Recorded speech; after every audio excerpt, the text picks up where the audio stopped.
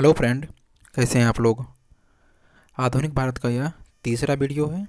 और अगर आप यह वीडियो पहली बार देख रहे हैं तो आपसे निवेदन है कि आप यूरोपियन के आगमन से, जहाँ से मैंने स्टार्ट किया है इसे, वहाँ से जाके देखें और क्रम वाइज सारे वीडियो को आप देखते आएँ।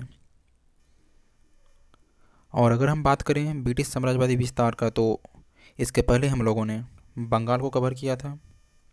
मुर्शिद कुली खां, शहादत खां, प्लासी की लड़ाई, बक्सर की लड़ाई, सिराजुद्दौला, ये सब सारे चीज़ को हम लोग वहाँ पे कवर किया था। और आज हम लोग मैसूर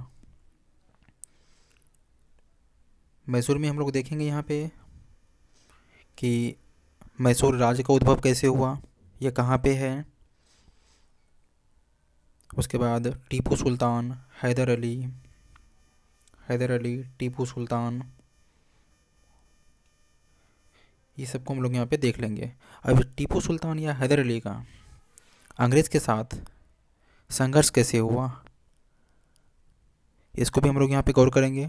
जिसमें से हम लोग यहाँ पे 4 युद्ध, जिसे हम लोग आंग्ल मैसूर युद्ध के नाम से जानते हैं, आंग्ल मैसूर युद्ध, इनका उद्भव कैसे हुआ, युद्ध कैसे हुआ, ये सब चीज़ों को हम लोग इस वीडियो में कवर करने वाले हैं।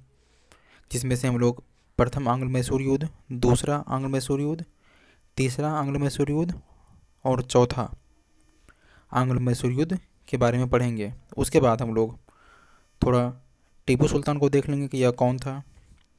उसके बाद टीपू सुल्तान के पश्चात, यानी टीपू सुल्तान की जब मृत्यु हो जाती है, उसके बाद फिर मैसूर का क्या होता है, ये सब चीज़ को हम लोग इस वीडियो में कवर करेंगे।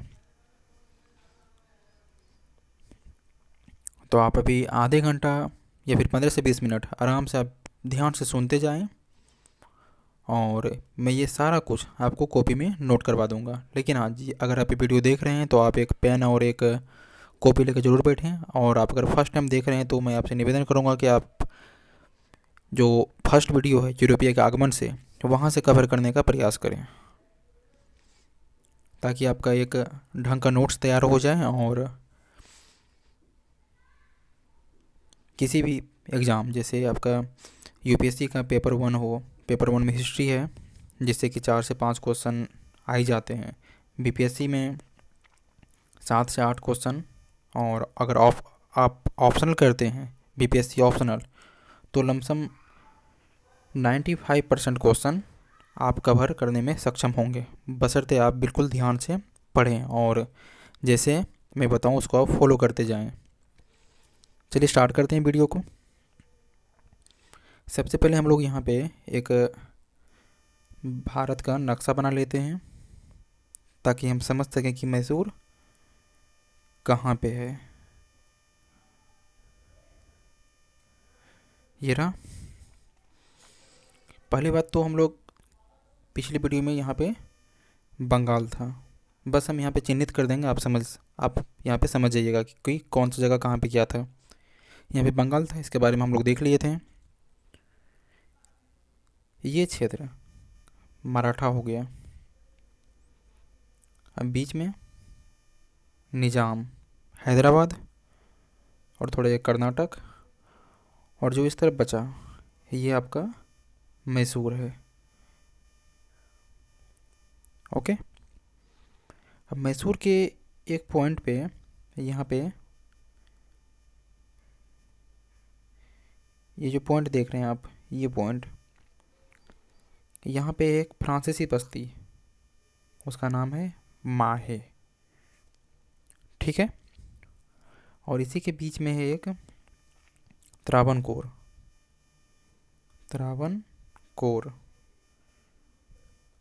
जो कि ब्रिटिश के अधीन है, ब्रिटिश के अधीन। मैं फिर सबको समझा दे रहा हूँ। ये आप मैप देख रहे हैं, यहाँ पे बंगाल, ये निजाम, ये मराठा का क्षेत्र, और ये मैसूर, जिसमें से एक मैसूर के अधीन ही है ये माहे, जिसमें फ्रांसीसी का नियंत्रण है। और फ्रांसीसी बस्ती ही है तो उसका नियंत्रण तो होगा ही। और मैसूर में ही एक है त्रावणकोर, जिसपे ब्रिटिश का नियंत्रण है। कितना समझ गए आप? ठीक है। अब बात करते हैं मैसूर। अब देखिए आप, जब विजयनगर साम्राज्य का विघटन हुआ, विजयनगर साम्राज्य को हम लोग जब मतलब मिडिवल पढ़ेंगे तो वहाँ पे हम लोग ढंग से इसको समझ पाएंगे। फिलहाल इतना ही कि जब विजयनगर साम्राज्य का विघटन होता है तब मैसूर राज्य का उद्भव होता है। मैसूर राज्य का उद्भव हुआ। ठीक है। विजयनगर साम्राज्य का विघटन, विजयनगर साम्राज्य का विघटन हुआ, उसके बाद मैसूर राज्य का उद्भव होता है। क्लियर? अब जब मैसूर राज्य का उद्भव हुआ तो यहाँ पे किसका शासन था? वाडियार वंश, सॉरी ओडियार वंश, ओडियार वंश का शासन था। मैं फिर से बता दे रहा हूँ, विजयनगर साम्राज्य के विघटन होने के पश्चात मैसूर क्षेत्र में ओडियार वंश का शासन था, जिसके राजा का नाम क्या था? ओडियार वंश। इसके राजा का नाम था चिक्का कृष्णराज। ठीक है। विजयनगर साम्राज्य के विघटन के पश्चात मैसूर क्षेत्र में ओडियार वंश का शासक था, जिसका शासन था, जिसका शासक का नाम क्या था? चिक्का कृष्णराज। अब चिक्का कृष्णराज के पास, चिक्का कृष्णराज, अब समझ जाइएगा, इसके पास एक सेनापति होता था, सेनापति, और दूसरी तरफ वित्त मंत्री शासन में सहायता करने के लिए। जैसे कि हम लोग बंगाल में देखे थे सूबेदार और दीवान, उसी तरह यहाँ पे क्या था? एक था सेनापति, दूसरा वित्त मंत्री। अब अगर सेनापति की बात करें, सेनापति का नाम क्या था? देवराज। और अगर वित्त मंत्री की बात करें, वित्त मंत्री, उनका नाम था नंदराज, नंदराज। ठीक है। इसी नंदराज के साथ में हैदर अली सेना में था,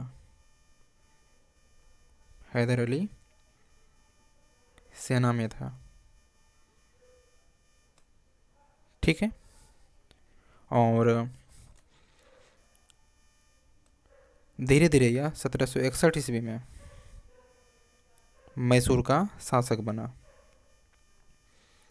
मैं आपको सारे क्रम फिर से बता दे रहा हूँ कि विजयनगर साम्राज्य के विघटन होने के बाद यहाँ पे मैसूर का उद्भव होता है, जहाँ पे ओडियार वंश का शासन है, जिसके शासक चिक्का कृष्णराज था। इसके पास एक सेनापति था जिसका नाम था देवराज, और एक वित्त मंत्री था जिसका नाम था नंदराज। नंदराज के साथ ही हैदर अली सेना में था, और यह 1761 ईस्वी में मैसूर का शासक बन जाता है। ठीक है, इतना कंप्लीट है आपका। चलिए आगे बढ़ते हैं। अब बात आती है कि जब, ठीक है, 1761 ईस्वी में हैदर अली मैसूर का शासक बना, ठीक है, तो अंग्रेज़ों के साथ टक्कर कैसे हुआ उनका? अब देखिए, जब हैदर अली 1761 ईस्वी में मैसूर का शासक बनता है तो ये फ्रांसीसियों के साथ इनका ज़्यादा मतलब सहयोगात्मक संबंध था, गठजोड़ था, उठना बैठना होता था या फिर कुछ काम वगैरह। यहाँ तक कि हैदर अली ने फ्रांसीसियों के साथ संबंध भी अच्छा बनाए हुए था, सहयोगात्मक संबंध था, जो कि अंग्रेज़ों को पसंद नहीं था। जाहिर सी बात है कि अंग्रेज़ अपने व्यापारिक एकाधिकार में सर्वोच्च सर्वोच्च मतलब बनाना चाहते थे वह खुद को।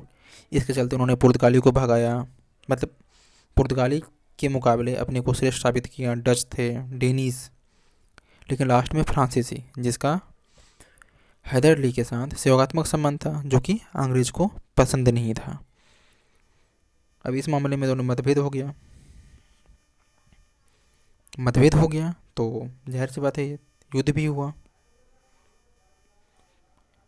तो किसी तरह युद्ध हो गया तो जबकि फिर किसी तरह युद्ध की समाप्ति हुई। समाप्ति किस संधि के साथ हुई? मद्रास की संधि। मद्रास की संधि। अब बिल्कुल ध्यान से सुनिए भी, मैं सारे चीज़ को आपके कॉपी में नोट करवा दूंगा।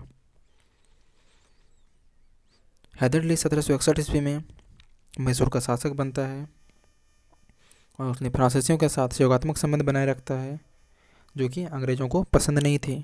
इसी क्रम में दोनों के बीच में तनावपूर्ण हुए और युद्ध की संभावना बढ़ी और देखते देखते युद्ध हो गए। लेकिन यह युद्ध जो समाप्त हुआ किससे? मद्रास की संधि से। अब मद्रास की संधि क्या है? मद्रास की संधि हम लोग पढ़ लेंगे, लेकिन यह युद्ध जो हुआ यह मद्रास की संधि के साथ ही समाप्त हुआ, जिसमें से इसमें कहा गया कि जो भी क्षेत्र, जो भी मैसूर हैं या अंग्रेज़ हैं, जो भी एक दूसरे के क्षेत्र जीते हैं, मैसूर अंग्रेज़ युद्ध में जो भी एक दूसरे के क्षेत्र पर नियंत्रण किया है वह उसको वापस लौटा दें। मतलब किसी को भी हानि नहीं हुआ।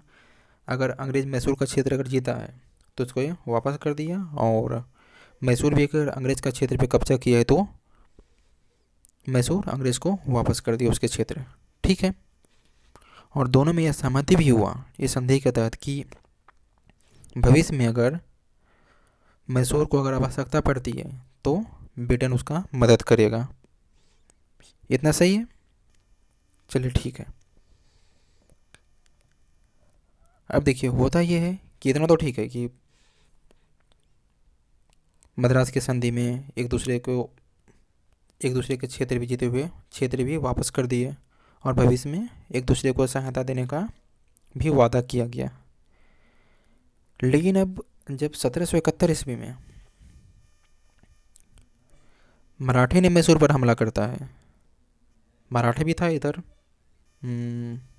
यहाँ पे मराठे ने जब मैसूर पर हमला करता है, मैं यहाँ से ढंग का बना देता हूँ फिर।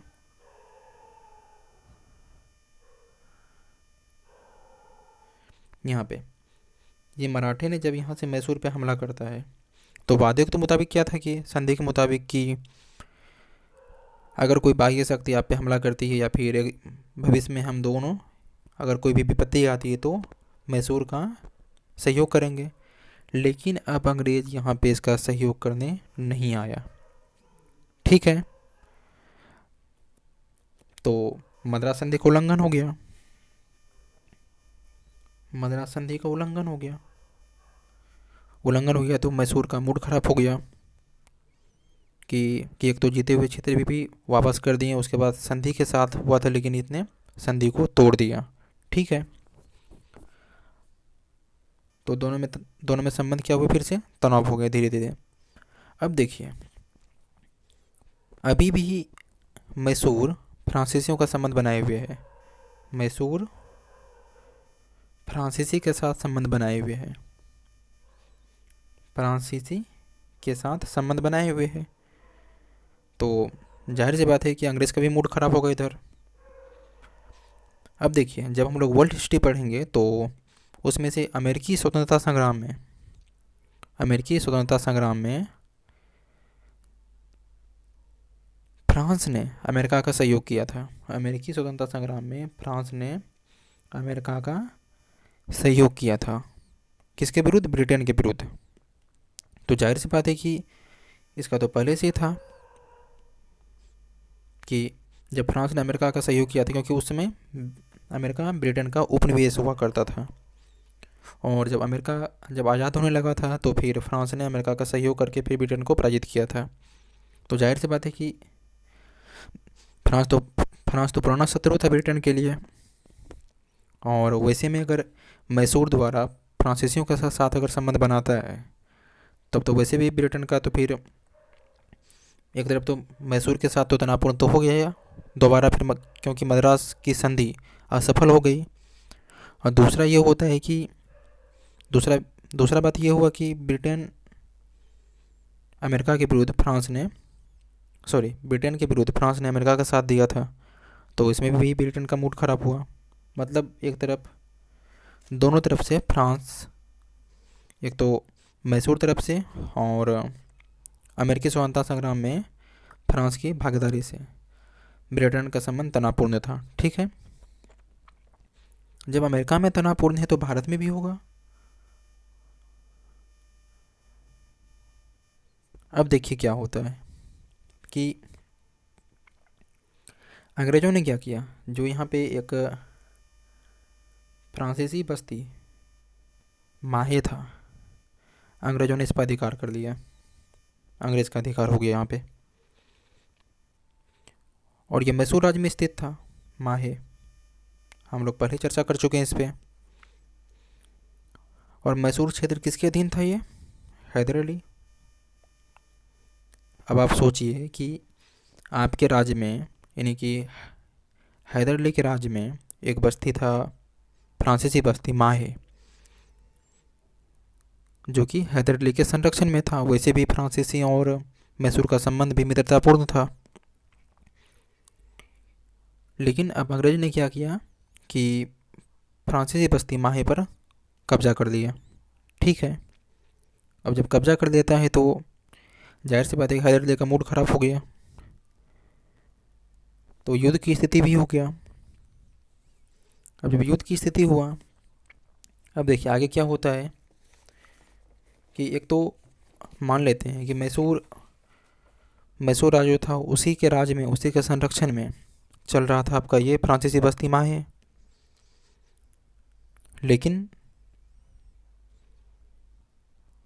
जब ब्रिटेन द्वारा या फिर अंग्रेज़ों द्वारा उस बस्ती पर कब्जा कर दिया गया तो फिर युद्ध की स्थिति फिर बन गई।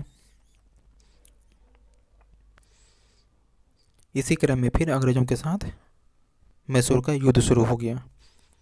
अब इस युद्ध में क्या किया ना कि हैदर अली ने थोड़ा चालाकी दिखाई। इसने क्या किया कि यहाँ पर देखिए, थोड़ा फिर से बना रहा हूँ मैं इसे। हाँ, यहाँ मराठा था, यहाँ निज़ाम था और यहाँ पे मैसूर। इसने इस दोनों को जोड़ दिया कि भाई आप मुझे मेरा साथ दो अंग्रेज़ों के विरुद्ध। ये तीनों हो गया, इधर ये तीन और ये अंग्रेज। ठीक है, ये तीनों अब इसके विरुद्ध हो गए। अब बात आती जो 1780 का वर्ष था, यानी जब द्वितीय आंग्ल मैसूर होने वाला था, यह वर्ष अंग्रेज़ों के लिए सर्वाधिक संकट का काल था। अब सर्वाधिक संकट कैसे था, थोड़ा इस बात को ही हम लोग समझ लें कि देखिए, एक तरफ तो 1780 का जो समय था अंग्रेज़ों के लिए सर्वाधिक संकट था। अगर एक तरफ देखें तो इधर मैसूर मराठा संघर्ष, भारतीय क्षेत्र में अगर इसको हम देख लेते हैं, 1780 का काल भारतीय क्षेत्र के संदर्भ में, एक तो मैसूर मराठा संबंध, क्योंकि मराठा ने 1771 में मैसूर पर हमला किया था, इससे भी निपटना था। लेकिन हैदर अली के चालाकी से यह मैसूर मराठा और निज़ाम यानी हैदराबाद, मैसूर मराठा और निज़ाम का त्रिगुट सम्मेलन बना। किसके विरुद्ध? अंग्रेज़ों के विरुद्ध। उसके बाद क्या हुआ कि एक तो मतभेद था पहले से भी कि मद्रास की संधि को उल्लंघन हो चुका था। अगर अंतर्राष्ट्रीय क्षेत्र की देखें, अंतर्राष्ट्रीय क्षेत्र में अंग्रेज़ों की स्थिति क्या थी कि अमेरिकी स्वतंत्रता संग्राम में ब्रिटिश पराजित हो रहे थे, क्योंकि अमेरिका उसमें स्वतंत्र हो रहा था, विद्रोह हो रहा था वहाँ पे। अब पराजित इसलिए हो रहे थे कि फ्रांस अमेरिका का साथ दे रहा था, फ्रांस, और फिर फ्रांस के साथ साथ हॉलैंड और स्पेन भी साथ दे रहे थे, जिससे अंग्रेज़ों की पराजय हुई और अमेरिकी उपनिवेश ब्रिटेन से मुक्त हो गए। इतना ठीक है। तो प्रथम आंग्ल मैसूर युद्ध क्यों हुआ था, किस संधि के साथ समाप्त हुआ, और दूसरा भी हम लोग देख ही रहे हैं, द्वितीय आंग्ल मैसूर युद्ध। लेकिन अब होता ये है ना कि थोड़े समय के लिए, सॉरी एक मिनट, हाँ, अब देखिए इसमें क्या हुआ कि थोड़े समय के लिए यह त्रिकूट बना था, यानी मैसूर, मराठा और निजाम अंग्रेज़ों के विरुद्ध। इधर हम लोग ब्रिटिश को मान लेते हैं, ये तीनों ब्रिटिश के विरुद्ध बना था। लेकिन भारत में मौजूद उसमें गवर्नर जनरल कौन था? वारन हेस्टिंग। वारन हेस्टिंग था, ये बहुत चालाक था, दूरदर्शी भी था। इसने अब क्या किया कि उल्टा कर दिया। ये वारन हेस्टिंग ने, यानी ब्रिटिश ने, इस संकट का समाधान निकाला, जो कि अंतर्राष्ट्रीय स्तर पर भी था और भारत में भी। इसने क्या किया ना कि मराठा और निजाम को अपने पक्ष में किया।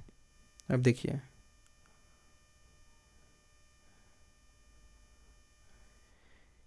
ये मराठा और निजाम को ये ब्रिटिश अपने पक्ष में किया। किसके विरुद्ध? ये मैसूर के विरुद्ध। मराठे को क्यों किया, या फिर उसको क्या लोभ देके किया? उसके साथ सालवाई की संधि कर उन्हें युद्ध से अलग कर दिया और अंततः इस युद्ध में हैदर अली पराजित हो गया। अब देखिए, हैदर अली की मृत्यु के पश्चात उसका बेटा था टीपू टीपू सुल्तान शासक बनता है, लेकिन वह हार नहीं मानता और युद्ध जारी रखता है ब्रिटेन के साथ। और अंततः 1784 ईस्वी में एक ब्रिटिश गवर्नर जनरल था, उनका नाम था मार्क टनी। मार्क टनी के सहयोग से मंगलोर की संधि, जो कि 1784 में होती है, मंगलोर की संधि के साथ यह द्वितीय आंग्ल मैसूर युद्ध समाप्त होता है। अब क्वेश्चन है कि प्रथम आंग्ल मैसूर युद्ध किस संधि के साथ समाप्त हुआ? तो मद्रास संधि। द्वितीय आंग्ल मैसूर युद्ध मंगलोर की संधि। तो इसे हम लोग फटाफट लिख लेते हैं पहले, उसके बाद फिर हम लोग तृतीय आंग्ल मैसूर युद्ध की चर्चा करते हैं। तो नोट कीजिए। हाँ, अगर थोड़ा स्पीड से मैं बोल देता हूँ, जिसमें आपको लिखने में अगर दिक्कत होती हो, मैं कोशिश करता हूँ कि मैं बहुत ही धीरे धीरे बोलूँ, लेकिन अगर मैं ज़्यादा धीरे बोलूँगा तो फिर ये वीडियो बहुत ही लंबी हो जाएगी। आप ऐसा कर सकते हैं कि एक बार सुन के और वीडियो को पॉज कर दीजिए, फिर उसके बाद फिर उसको लिख के फिर चालू कर दीजिए। ठीक है, नोट कीजिए। हेडिंग दीजिए प्रथम आंग्ल मैसूर युद्ध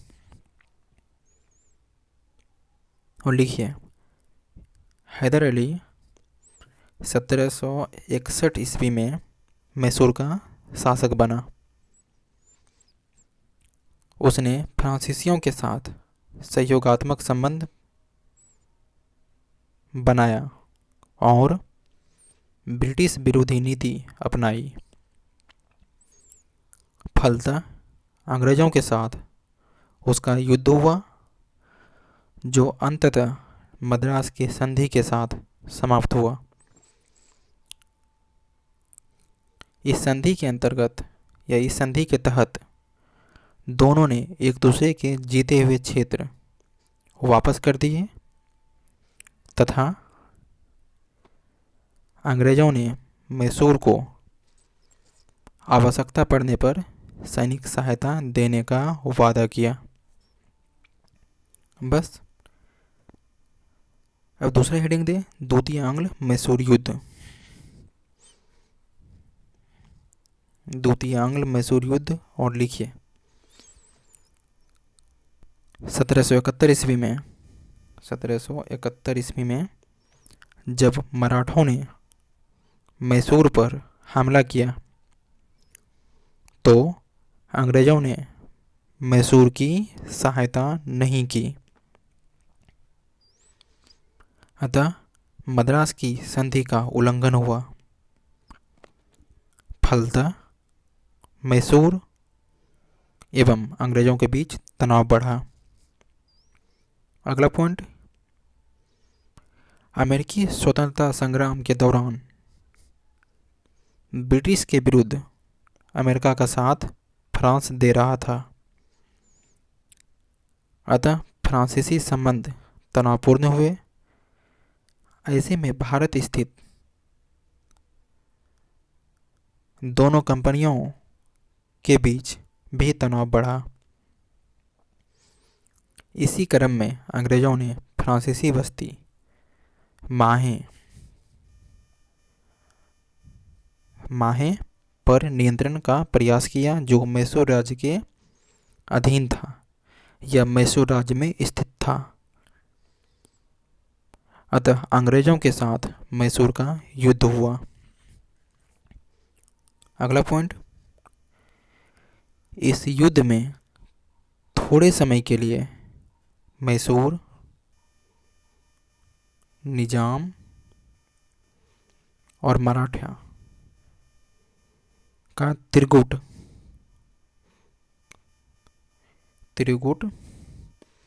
अंग्रेजों के विरुद्ध बना। इस तरह 1780 और 81 का वर्ष अंग्रेजों के लिए सर्वाधिक संकट का वर्ष था, अर्थात भारतीय एवं अंतर्राष्ट्रीय परिस्थितियां अंग्रेजों के प्रतिकूल थी। वस्तुतः इस समय भारत में मराठे के साथ अंग्रेजों का प्रथम युद्ध भी चल रहा था, जहां अंग्रेजों की कुछ क्षेत्रों में पराजय भी हुई थी। साथ ही इन्हीं मराठों के मुद्दे पर बॉम्बे और बंगाल के ब्रिटिश अधिकारियों के बीच मतभेद व्याप्त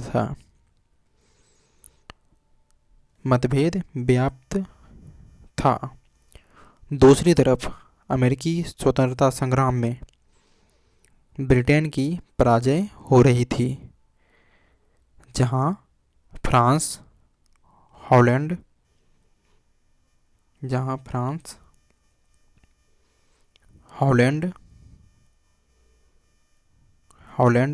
और स्पेन भी ब्रिटिश के विरुद्ध अमेरिकियों का साथ दे रहे थे।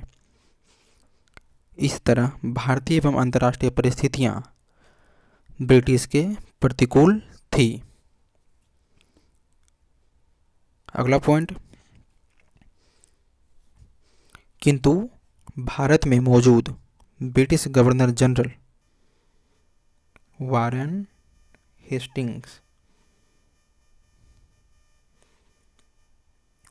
हेस्टिंग्स ने इस संकट का समाधान निकाला।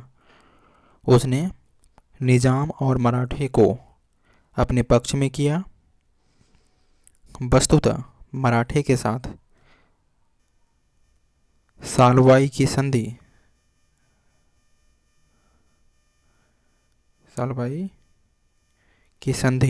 जो कि 1782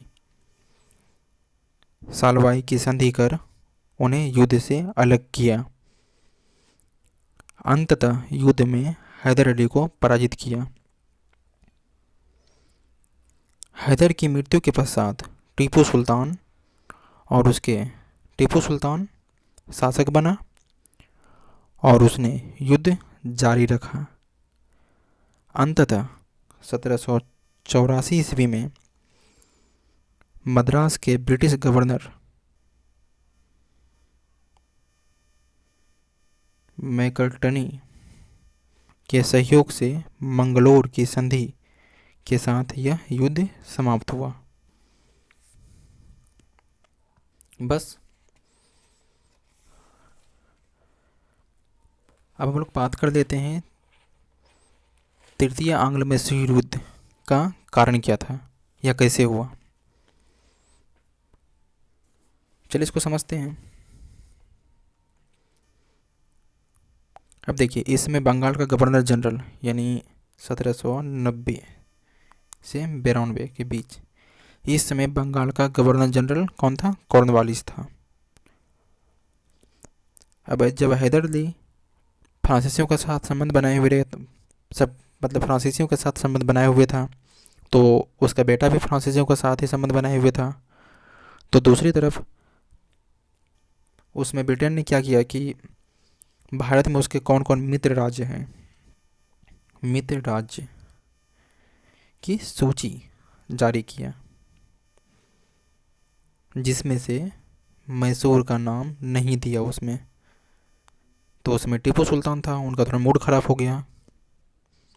भाई जब मैसूर मित्र नहीं है तो क्या है, फिर शत्रु है। फिर मतभेद हुआ दोनों में।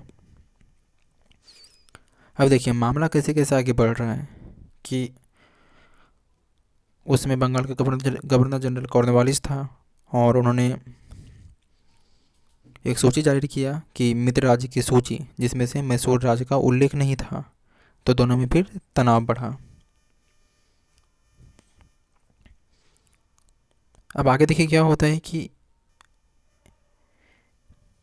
अब टीपू ने क्या किया कि एक, हम लोग पहले डिस्कस किए थे कि मैसूर राज्य में यहाँ पे तो माहे था, और बीच में माहे था, यह फ्रांसीसी बस्ती, और एक त्रावणकोर था, त्रावणकोर, जो कि ब्रिटिश के नियंत्रण में थी,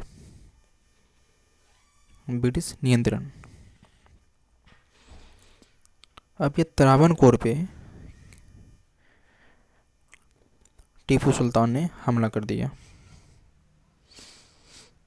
तो अब फिर से युद्ध शुरू हो गया, फिर मैसूर और अंग्रेज़ के बीच।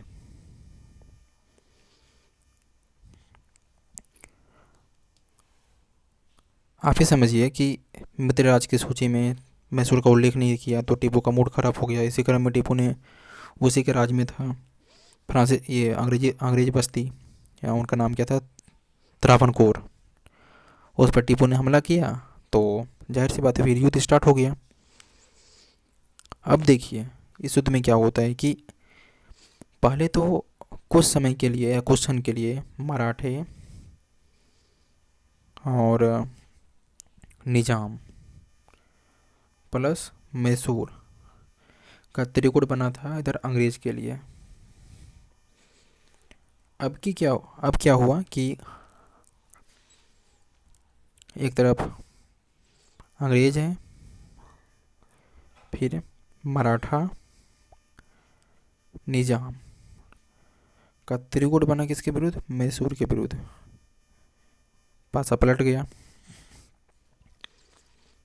फिर अंत में क्या हुआ कि 1792 ईस्वी में यह युद्ध श्रीरंगपट्टनम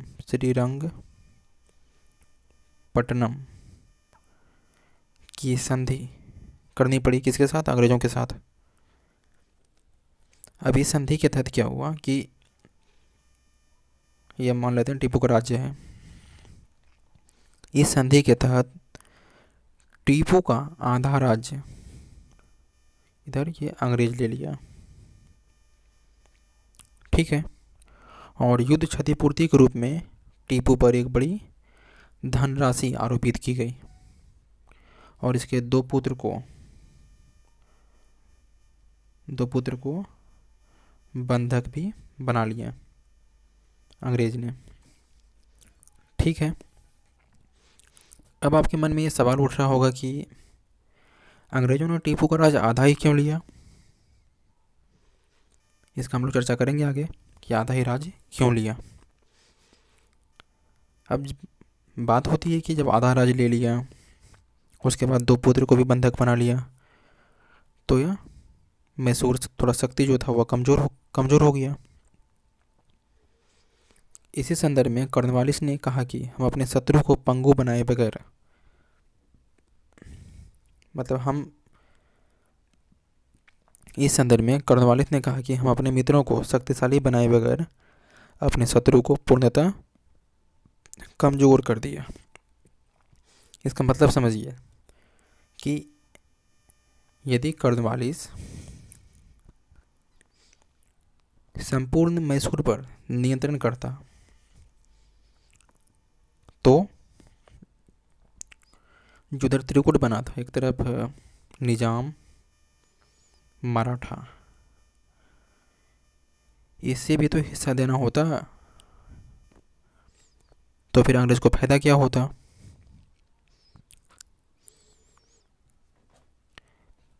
अगर ये हिस्सा लेते तो फिर बाद में शक्तिशाली होते हैं और फिर ये दोनों मिलकर अंग्रेजों के विरुद्ध फिर युद्ध के लिए चुनौती खड़ी करते हैं। इस चुनौती से बचने के लिए कॉर्नवालिस ने क्या किया कि उसका आधा राज्य ही लिया। राज्य लिया तो वो कमज़ोर हो गया और साथ ही वो अपने मित्रों को शक्तिशाली भी होने नहीं दिया। अब देखिए इस तरह क्या हुआ कि श्रीरंगपट्टनम की संधि कॉर्नवालिस का दूरदर्शितापूर्ण कदम था। अब आप समझ गए होंगे कि कॉर्नवालिस ने यह कहा कि हम अपने मित्रों को शक्तिशाली बनाए बगैर अपने शत्रु को पूर्णतः कमज़ोर कर दिया। मैं एक बार फिर से आपको समझा दे रहा हूँ कि अगर कॉर्नवालिस या अंग्रेज मैसूर का पूरा राज्य अगर लेता तो कुछ हिस्सा निजाम को भी देता, वो कुछ मैसूर को भी देता। फिर ये दोनों एकजुट होकर फिर भविष्य में अंग्रेजों के विरुद्ध फिर खतरा या फिर युद्ध के लिए चुनौती प्रस्तुत कर सकते थे। लेकिन कॉर्नवालिस ने अपनी दूरदर्शितापूर्ण नीति अपनाई और इसका आधा ही राज लिया। तो आधा अगर राज लिया तो कम कम फिर इसका बंटवारा हुआ।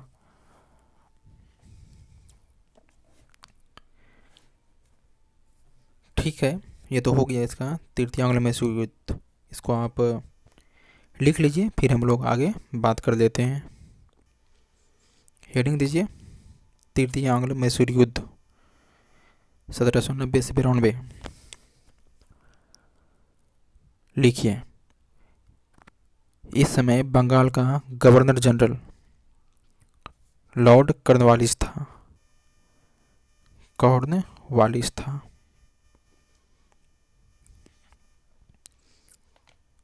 टीपू सुल्तान फ्रांसीसियों से संबंध बनाए हुए था।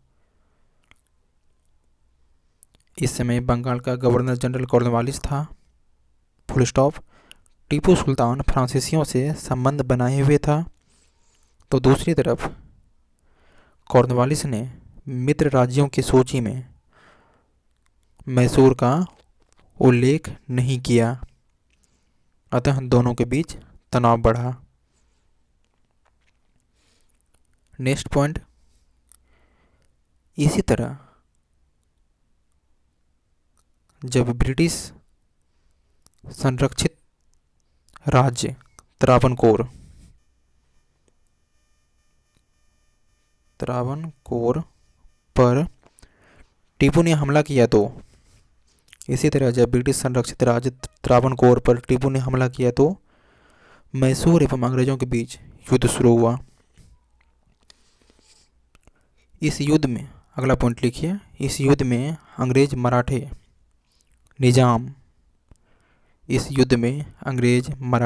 निजाम का त्रिगुट मैसूर के विरुद्ध बना। युद्ध में टीपू पराजित हुआ और उसे श्रीरंगपट्टनम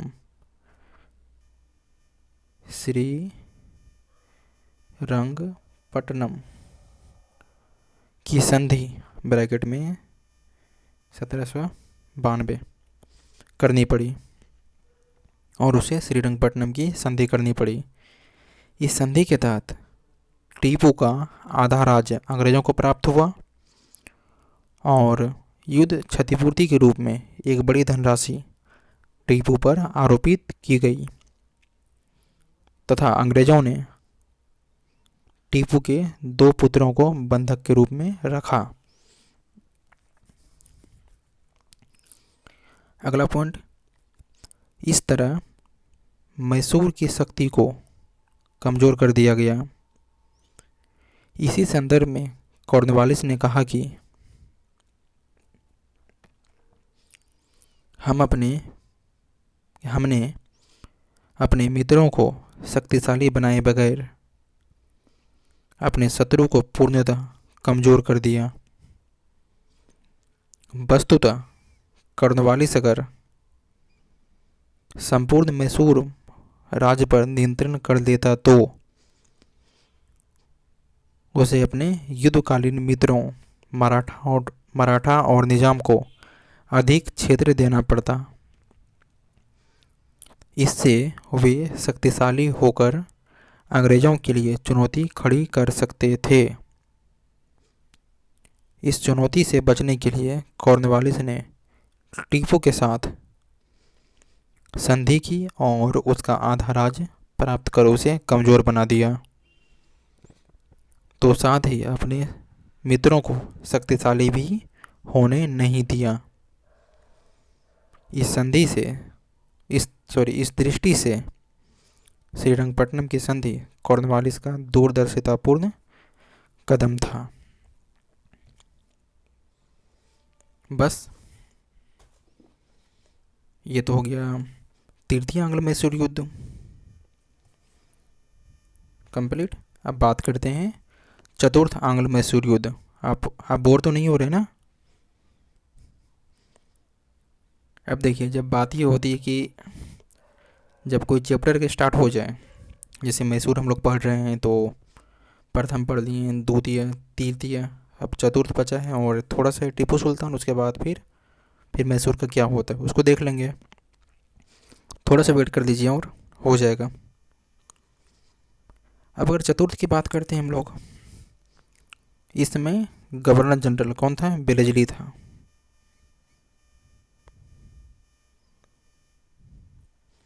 द्वितीय आंग्ल मैसूर युद्ध में कौन था गवर्नर जनरल? Warren Hasting. तृतीय में कॉर्नवालिस और चतुर्थ आंग्ल मैसूर युद्ध में बेलेजली। ये सब क्वेश्चन है पीसीएस वगैरह में बहुत ही काम देगा आपको। और ये भी पूछेगा कि प्रथम आंग्ल मैसूर युद्ध किस संधि से समाप्त हुआ, द्वितीय आंग्ल मैसूर युद्ध किस संधि से समाप्त हुआ, तो उसे भी आप देख लीजिएगा। मेरा काम है बता देना और क्या क्या आपको दिमाग में रखना है, वैसे सारा चीज़ मैं कॉपी में नोट कर पाते जाऊँगा आपका, तो आप बस उसे तैयार करते जाएं।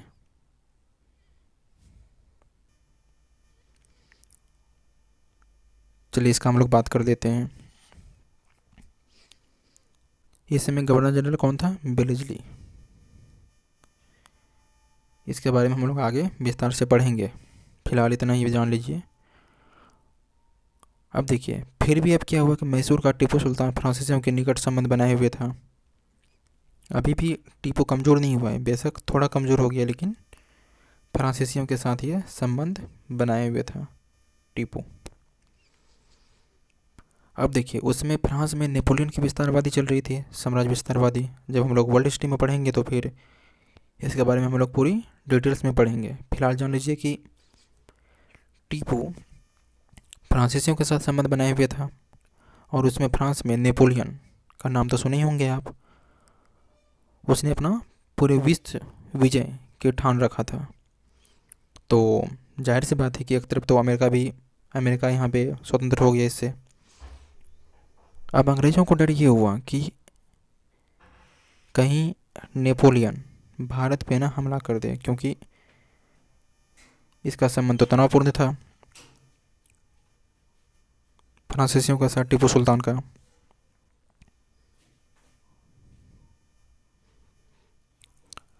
तो अंग्रेज़ों को बहुत ही चिंता होने लगी। तो ऐसी स्थिति में क्या हुआ कि बेलेजली ने क्या किया कि जो भी शक्ति फ्रांसीसियों के साथ संबंध बनाए हुए था उसको सबसे पहले उसने समाप्त करना चाहा। हम लोग पढ़ेंगे इसके बारे में, बेलेजली के बारे में, सहायक संधि प्रणाली आगे थोड़ा सब्र रखिए। हमला कर दिया, मतलब हुआ क्या कि अंग्रेज़ों को डर हो गया कि कहीं नेपोलियन भारत पे हमला न कर दे, क्योंकि टीपू का फ्रांसीसियों के साथ संबंध बड़ा बढ़िया था। तो इसी क्रम, इसी डर से सबसे पहले क्या किया कि बेलेजली ने कि वे शक्ति जो फ्रांस के साथ संबंध रखती है उसको समाप्त करना चाहा। इसी क्रम में उसने मैसूर पर हमला कर दिया, हमला कर टीपू को समाप्त कर दिया। और मैसूर के छोटे से भाग पर पुराने ओडियार जो वंश था, जब हम लोग स्टार्ट में पढ़े थे उसके 2 वर्षीय शासक जिसका नाम था कृष्णराज, इसका उम्र कितना था? 2 वर्ष।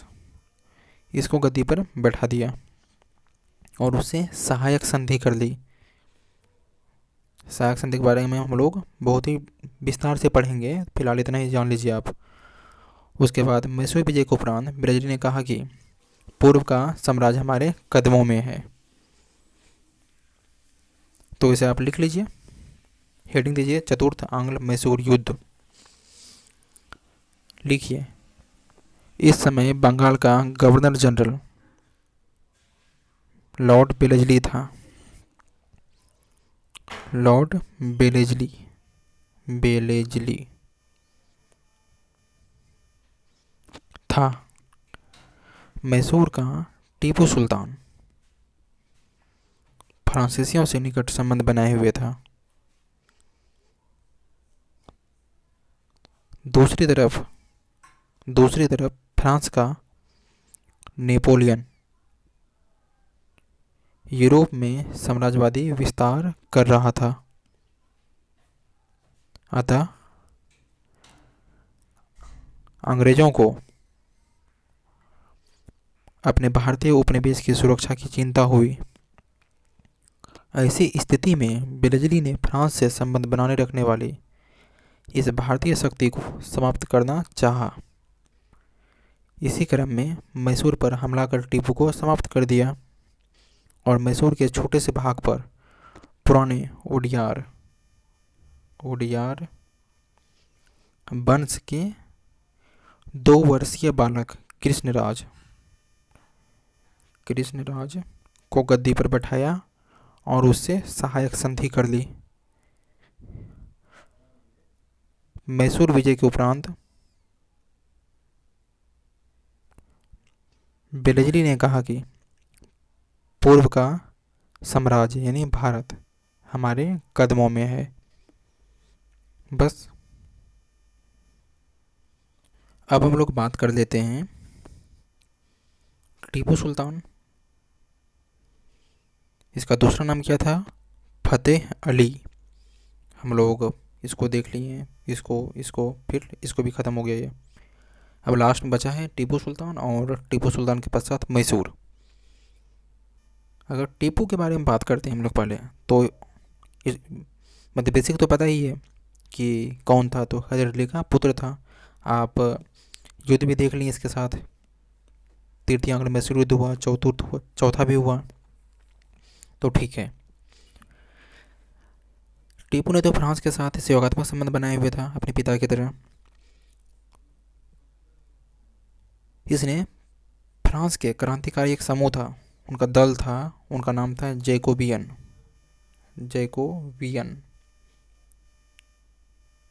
जैसे कि भारत में हम लोग पढ़ेंगे क्रांतिकारी समूह या क्रांतिकारी दल, तो वैसे फ्रांस में था। और जब हम लोग वर्ल्ड हिस्ट्री को कवर करेंगे तो फिर उसमें से हम लोग इसके बारे में फिर वहाँ देख लेंगे इसको। फिलहाल इतना ही यहाँ पे।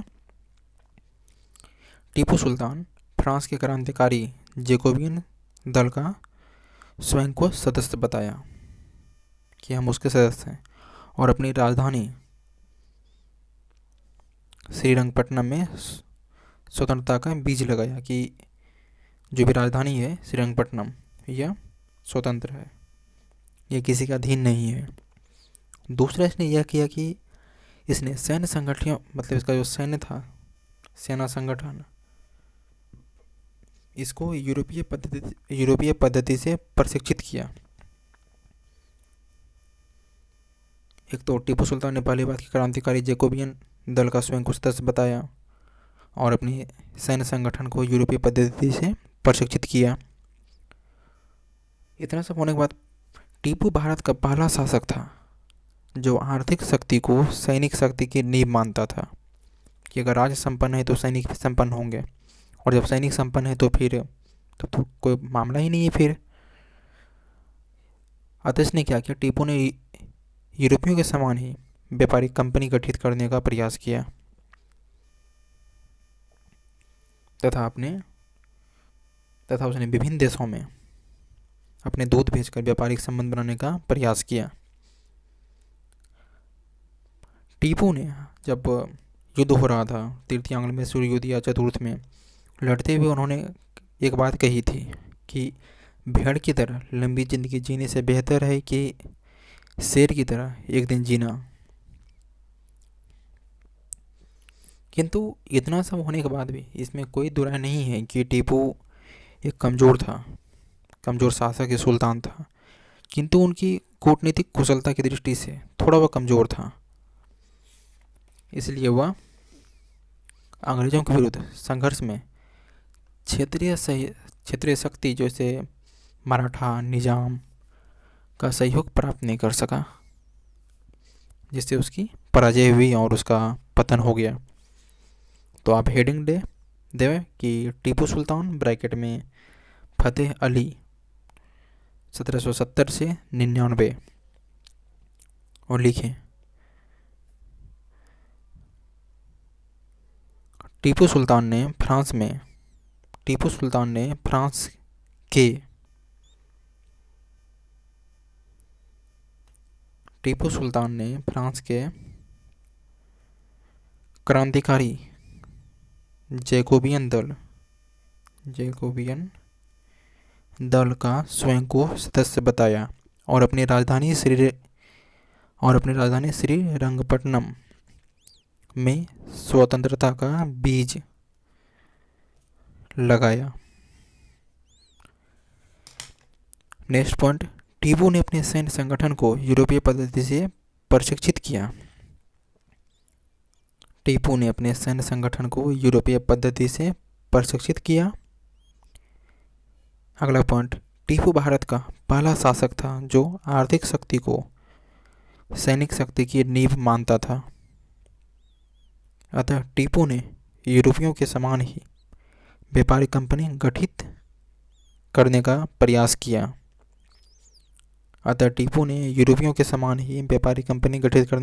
किया।